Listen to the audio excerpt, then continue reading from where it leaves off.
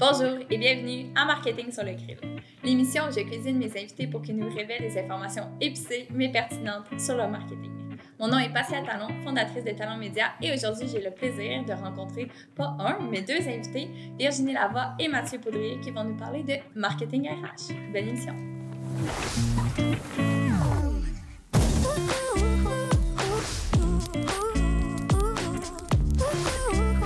Bonjour Mathieu. Bonjour Pascal. Merci d'être ici au Cactus avec moi aujourd'hui pour jaser de marketing et de ressources humaines. Un beau mélange. Est-ce que tu peux m'expliquer un peu qu'est-ce que tu fais et où, en fait, que tu travailles? Oui, en fait, moi, je suis propriétaire de mon entreprise, Le Valet de Trèfle, et mon rôle, c'est tout simplement de s'assurer que les employeurs ne manquent jamais d'employés. Donc, on parle d'attraction et de rétention de main-d'œuvre. Puis ça, en fait, ça rime aussi avec marketing de ressources humaines, si je ne me trompe pas. Absolument. Le marketing RH est essentiel de nous. C'est quoi du marketing RH? En fait, le marketing RH, on prend le marketing pur et dur et les ressources humaines et on mélange ça ensemble. Pour bien le comprendre, il faut changer notre perception des offres d'emploi. Parce qu'en fait, une offre d'emploi, c'est l'employeur qui dit « Hey, j'ai besoin de quelqu'un, viens chez moi ». Mais en fait, cette offre d'emploi-là, il faut la vendre au même titre qu'on vend nos produits et nos services dans l'entreprise. Donc, c'est là que le marketing RH prend toute son ampleur. Parce que le marketing, c'est beaucoup plus que de faire une simple publicité pour dire « Hey, salut!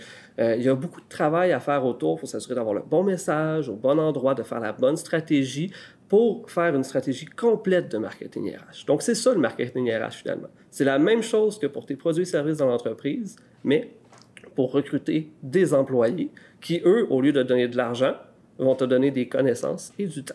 Par exemple, si je suis entrepreneur puis que je cherche à engager des gens ou que je peux prendre ces outils-là, est-ce que je peux me fier à quelque part pour justement avoir une bonne stratégie pour recruter?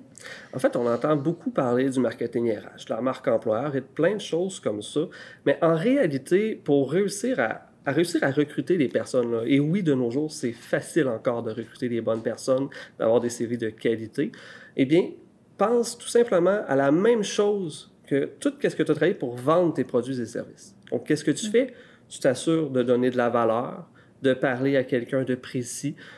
C'est juste ça. Base-toi là-dessus. Donc, dans ta façon de t'afficher, de dire que tu existes, démontre à quel point la pelouse, elle est verte chez toi et focus sur ça, à la valeur que tu apportes dans l'ensemble de ton offre. Juste là, ça devrait déjà t'attirer des bonnes personnes. J'ai une petite question. Exemple, qu'on ne cherche pas nécessairement d'employés, mais est-ce que c'est bien de commencer à présenter justement une valeur plus pour des futurs employeurs, dans le sens présenter la culture de l'entreprise, comment ça va dans l'entreprise, pour que le jour qu'on recrute, bien, on ait de la matière puis que ça soit plus appétissant pour le travailleur? Dans le même principe, j'en reviens encore marketing au pur et dur. Quand tu vends tes produits et services, tu crées une relation avec tes prospects. Tu leur parles de qui tu es, de qu'est-ce qui se passe. C'est la même chose que tu fais avec le marketing RH. Donc, évidemment, tu n'iras pas mettre une offre d'emploi si tu n'as pas de besoin. Non. Parce que, surtout de nos jours, ça va quand même très rapidement. Mais de démontrer ta valeur, de démontrer qu'est-ce que tu fais, qu'est-ce qui se passe, comment c'est plaisant d'être chez toi, comment la pelouse, elle est verte chez toi. Oui, absolument, fais ça au quotidien. C'est parfait. C'est une bonne idée. Donc, c'est accessible encore de recruter des gens en ce moment. Là. C'est pas une cause perdue, si je comprends bien. Même dans des marchés qui sont impossibles, où est-ce qu'il n'y en a pratiquement pas des employés, si tu t'affiches comme il faut, que tu démontres qui tu es, tu vas réussir à attirer des personnes de qualité pour toi. J'ai un de mes clients dernièrement qui vient juste d'attirer quelqu'un d'une autre ville qui déménage pour venir travailler avec lui, qui a une spécialité, c'est des maîtrises dans son domaine, là, je ne vais pas trop nommer, tu comprendras, mais c'est des spécialités dans son domaine, puis la personne elle déménage de ville pour venir travailler avec lui, parce qu'elle a vu ces choses, avec toute la stratégie qu'on a mis en place, puis elle dit « Wow, vraiment, c'est toi que je veux travailler, c'est chez toi que je veux aller, comment ça marche? » Fait que tu es toujours le premier choix au final, et ça marche, oui. Est-ce que tu as des exemples concrets à nous présenter? Exemple que je suis un employeur, que je veux recruter, mais que je ne sais pas quel aimant présenter, comment me mettre en valeur? Oui, bien, en fait, on peut toujours penser à la fameuse gang d'avantages sociaux habituels, là, les réa collectifs, assurance collective, ces genres de choses-là, mais on va vraiment beaucoup plus loin que ça en réalité. On va ramener au principe de marketing de base. C'est quoi qui te fait que tu offres de la valeur comme employeur? Ça peut être aussi simple que de dire, moi, dans ma salle de pause, il y a toujours un panier de fruits frais pour mes employés. Ça peut être toutes les petites choses comme ça que tu fais au quotidien. Si tu as une machine à popcorn, tu offres du café, peu importe. Toi, tu offres Écoute, il y a tellement d'idées qui me viennent, on dirait que j'arrive pas à les sortir. Mais n'importe quoi que tu fais, dans l'optique de prendre soin de tes employés, ça fait partie des choses que tu pourrais parler. Et il n'y a pas de petites actions. Parce qu'en fait, la personne qui va venir travailler avec toi, elle va avoir un intérêt vers ce que tu lui as dit que tu faisais. Fait qu'il faut être vrai. Je dirais que c'est pas mal ça, le cœur de la chose, dire la vérité. Et là, on est capable d'attirer les bonnes personnes pour nous. Parce qu'un bon employé pour un n'est pas nécessairement un bon employé pour l'autre. Faut comprendre que les candidats aujourd'hui magasinent leurs offres d'emploi. Et ce magasinage-là est au même titre que l'achat d'un produit de luxe. C'est pas comme s'acheter de la pâte à dents, c'est comme s'acheter une maison ou une voiture. On a un gros engagement, on a beaucoup d'émotions, on essaye d'être logique, et voilà. Fait que si tu vends tes offres d'emploi à ton entreprise comme tu vendrais un produit de luxe, tu devrais réussir à attirer les bonnes personnes. Wow, très intéressant. On va poursuivre maintenant avec Virginie, que vous connaissez très bien, tu connais très bien. Donc, merci beaucoup. Eh bien, merci à toi. Et qui dit marketing RH, dit stratégie. C'est là que Virginie aussi rentre en bonne ligne de compte. Exactement. Tu me voles les mots de la bouche. Bonjour Virginie.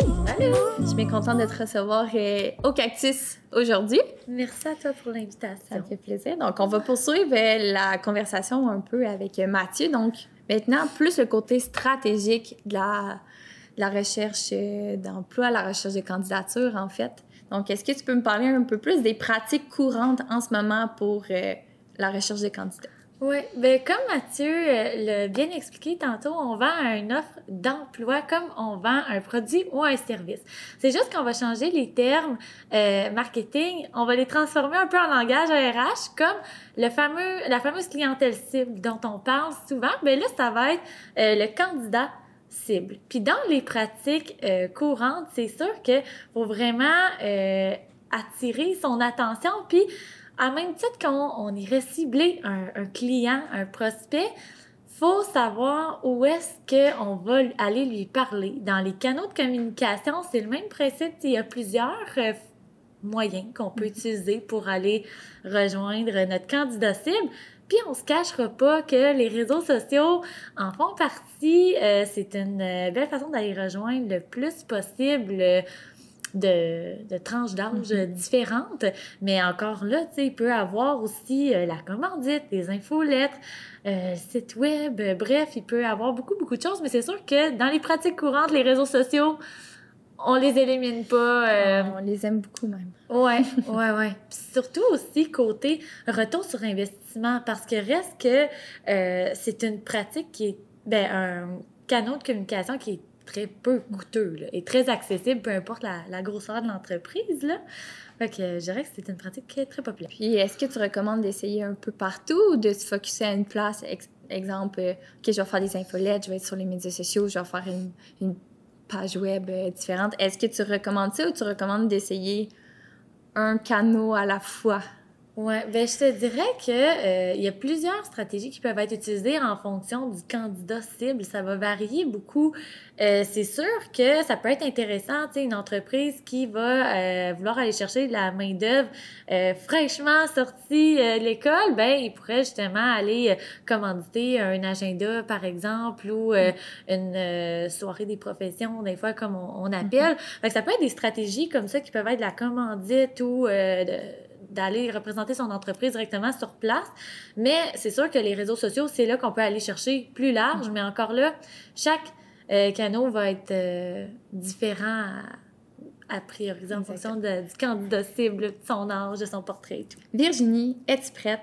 Parce qu'on passe à la question médium bien cuit. Virginie, j'aimerais savoir, c'est quoi les erreurs que les employeurs font en se disant, OK, je vais publier ça ou je vais faire ça, puis je vais attirer le candidat parfait de demain? Ouais. Il y en a beaucoup. Est-ce que tu peux m'en nommer quelques-uns? Oui, bien, en fait, c'est sûr que souvent aussi, l'employeur est dans un sentiment d'urgence. Puis là, il veut trouver là. Puis la pratique que je vois la plus souvent, puis qu'elle rapporte, pour dire pas du tout. OK. C'est surtout en publiant une publication, là, tout bonnement, comme ça, sur ses réseaux sociaux. Mais je dis pas que cette pratique-là est mauvaise, mais si tu ne crées pas de contenu sur tes réseaux sociaux, que tu n'as pas un bon taux d'engagement, que c'est le désert total sur cette page-là, de toute façon, tu n'iras pas chercher la portée que tu souhaites avoir en mettant ton offre d'emploi là. Fait que c'est sûr que au lieu d'utiliser cette pratique-là, il peut toujours la publier de façon organique, mais au moins d'y aller avec une publicité payante pour là, aller atteindre plus de personnes, soit aller cibler, soit aussi de venir ajouter des boutons, un formulaire, par exemple. Ça peut être une meilleure pratique, entre autres. Est-ce que le prix, le salaire en fait, est-ce que c'est essentiel à inscrire? Est-ce que ça peut jouer contre nous si justement on ne marque pas le prix, salaire à discuter ou à voir avec l'employeur? Est-ce que ça peut nuire de ne pas l'afficher du tout? Oui, la réponse est ça dépend. Ça dépend du domaine. Est-ce que tu offres vraiment un salaire concurrentiel aussi? Est-ce que ça te différencie? Est-ce que ça fait partie, évidemment, là, oui, des critères de choix du candidat parce que la raison pour laquelle il se cherche un travail, il y a quand même besoin d'une rémunération là, de l'autre côté. Mais c'est ça, je dirais quand même, ça dépend. Si c'est un salaire qui est standardisé à cause d'une convention collective, ben c'est sûr que le salaire est le même, pour peu importe la tâche. Donc, il y a ce côté-là. Puis c'est sûr qu'il y a un autre point aussi. Il y en a beaucoup qui demandent le CV quand ils font une offre d'emploi sur les réseaux sociaux ou peu importe l'endroit où ils font leur offre d'emploi. Bien, c'est sûr que la personne, elle a peut-être pas son CV prêt sous la main, par exemple, si c'est sur mobile ou peu importe. Même si elle se dit « Ah, je vais l'envoyer plus tard », bien, elle l'enverra peut-être juste pas du tout.